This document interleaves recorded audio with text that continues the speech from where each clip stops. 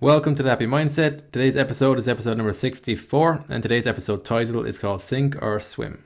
So today I'm going to talk about swimming, how I learned to swim at the tender age of 30. How I got into this was that I when I was younger I wasn't great at swimming, and I went for swimming lessons. I did all that kind of thing, but my biggest problem was that I always kind of like floated, or not floated. Sorry, I used to sink, and the other way I would do it is that I could swim, but I'd always have to have my head in the water, so I could only go so far. So I'd never be able to do a proper land. I'd have to stop halfway through. So I never got it down for some reason. And a few years ago, I think 3 or 4 years ago, I was in Dublin, and the gym I was going to happened to have a swimming pool. So I decided that, okay, let's give this another go. Let's do things a little bit differently this time. The swimming lessons didn't properly work out for me. I think as an adult as well, at some stage as well, I went for like some swimming lessons, and again, it didn't really, for some reason, it didn't really click with me. I still wasn't able to swim properly. I think at the best I've ever been able to do is do the backstroke, because your head is like looking up to the ceiling. You don't need to get the breathing down. My biggest problem is that I couldn't get my head above the water to take in air on the as you move forward in the lengths. So when I went back to learning it myself, I decided that I'll try this myself this time. So it was more like a self-directed learner. So I guess when I talk about self-directed learning and stuff, it's not like you're making things up yourself. You're more going with your intuition and what you would find enjoyable yourself, something you actually stick to, something that doesn't feel like you're forcing it. It's more like a puzzle. There are days, right, that where you do feel like you have to show up regardless of how you feel. That's just part of the parcel.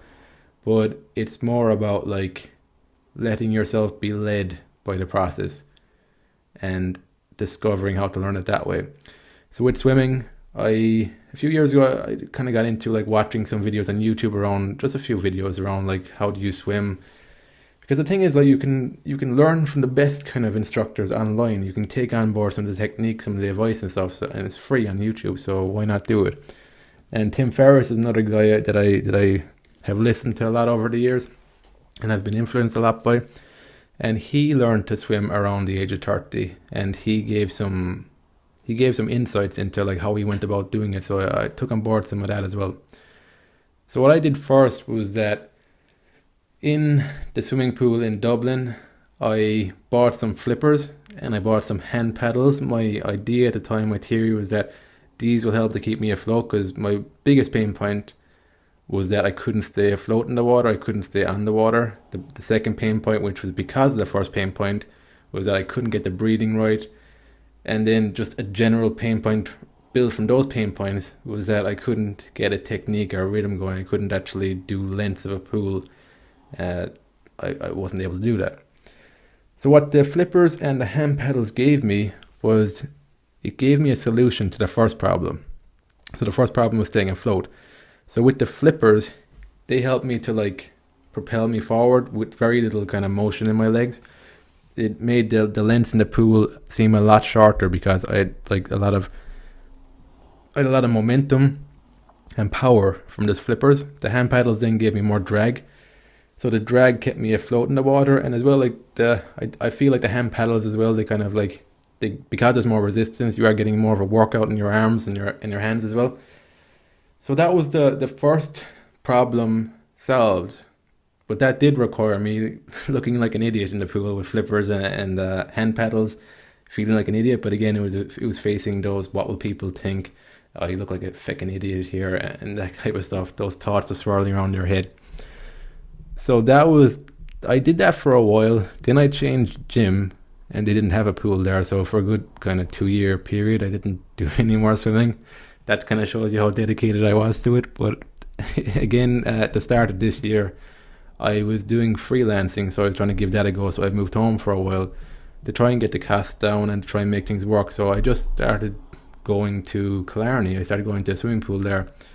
It was just because I had I kind of spare time. I didn't really know what to be doing myself, so I kind of said, I'll go into the swimming pool, go to the jacuzzi, the sauna, kind of chill out, because with the freelancing and stuff, I was doing a lot, and I I did need to take a break and to give myself some space as well to kind of figure things out, figure out my path. Because I guess one of my biggest strengths, but also one of my biggest weaknesses, is that when I do something, I commit all to it to find a way to move forward with it. And sometimes I can get a bit out of balance. I can become like, I can kind of lose a bit of perspective every now and again. So I guess with the swimming and with going to the pool and stuff, that kind of gave me a bit of an outlet to just kind of free my mind from from being focused on something all the time. So when I went there anyway, I decided to not use the flippers this time and just use the hand paddles. So the hand paddles then helped me to do lengths again.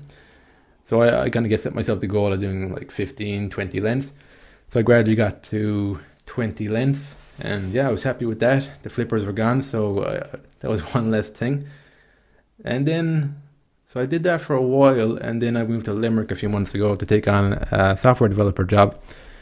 And so when I did that, I joined the gym again because I had a bit of stable income coming in again. So I decided to join the gym. The gym I joined happened to have a swimming pool again. This time it was a 20-meter pool, a nice heated pool. It was a joy to go there. And so like when I went there, I decided 20 meters. I'm going to have to start doing more lengths because it's like, to make up for not being a 25-meter pool, I said I'm going to start at 20 this time. Took a few months. I gradually worked my way up to 50 lengths with the hand paddles, and then when I got to that, it occurred to me, why don't I use not use the hand paddles? I'd done that a few times and I only ever managed 1 or 2 lengths, so I said I'm going to set myself the goal of 5 lengths and just do that. Because I was kind of getting sick of doing 50 lengths. I was like, it's taking me about maybe 45 minutes to do that, and I was like, oh, the thought of going to the gym and doing 50 lengths, I was like, okay, I'll do 5 lengths without the hand paddles. It's going to be progress, and I'll spend less time in the pool as well. So when I did that the first day, I actually did 15 lengths. I was like, heck yeah, that's great. So I had a baseline, and I guess what I've forgotten to mention is that during that time, I think it was in Limerick when I was just working with the hand paddles, I discovered why I had such a hard time breathing with the breathing part. The reason I was able to discover this is because, like I said at the start of the podcast, swimming was really difficult to me because there was 2 or 3 fundamentals I hadn't mastered. And so when you don't master 2 or 3 of the fundamentals, the whole skill set looks like a foreign language to you. It looks like it's something alien, like something you can't do, because up until I started to master these 3 fundamentals, I thought that there was people who could swim and it looked very natural to them, and there was me over here like like some sort of duckling that can't swim. I thought that it was just like I wasn't getting it, I was stupid. And to be fair, the mistake I was making was pretty stupid. So I discovered one day when I was swimming with the hand paddles, when I was coming up for air and I came back down again, for some reason I noticed that I was holding my breath under the water. So I would come up for air, inhale as much air as I could. I would hold that in under the water, and so the next time I come up, I'd be nearly killed. Like that's why I wasn't able to get the breathing right. All I had to do was take in the air and not hold my breath under the water. It sounds absolutely ridiculous now to me, but that was probably something I picked up. I'd picked up and internalized.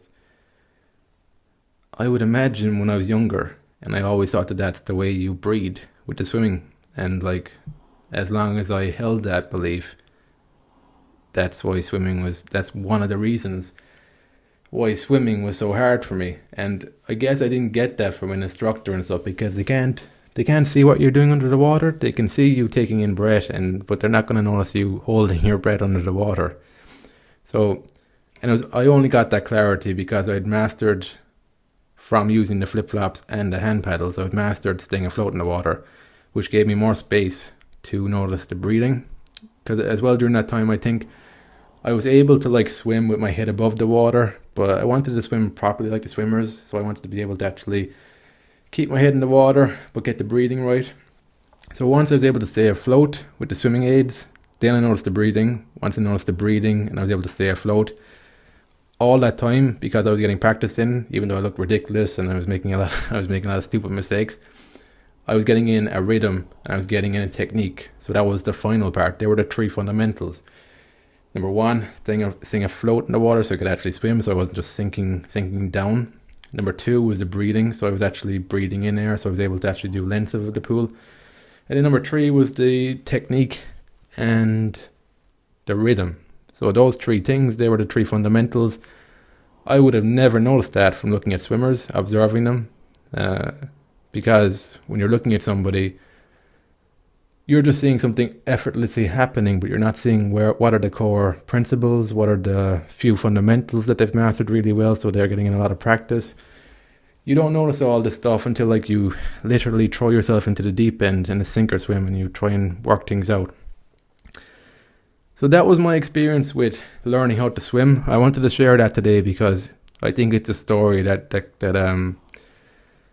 contains a lot of principles around generally learning a new skill. Like, is putting yourself out there, being willing to look like an idiot to begin with, but getting in a lot of practice time. And then as well, I guess what helped me was that I had no real expectations. I didn't give myself like a deadline.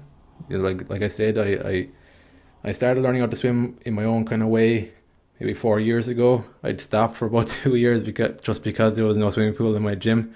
So I had no real expectations, and it just kind of happened organically then, because I kept doing it. And I would also I'd observe swimmers in the pool as well. I'd just be aware of my surroundings and just observe things and kind of take it all in without consciously trying to imitate. I just kind of soaked it in.